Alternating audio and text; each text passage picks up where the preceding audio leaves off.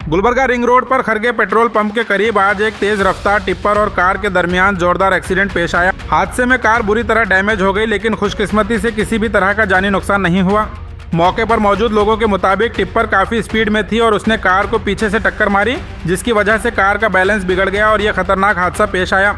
Accident के तुरंत बाद रिंग रोड पर ट्रैफिक की लंबी लाइन लग गई और लोगों में परेशानी का माहौल देखा गया। एक छोटी सी लापरवाही कभी कभी जिंदगी भर का नुकसान बन सकती है। चाहे आप कार चला रहे हो या हेवी व्हीकल, हमेशा स्पीड को कंट्रोल में रखें, ट्रैफिक रूल्स फॉलो करें और सेफ डिस्टेंस ज़रूर मेंटेन करें। याद रखिए, तेज़ रफ्तार सिर्फ चंद मिनट बचा सकती है, लेकिन एक हादसा पूरी ज़िंदगी बदल सकता है। सेफ ड्राइव कीजिए, अपनी और दूसरों की जान की हिफाजत कीजिए।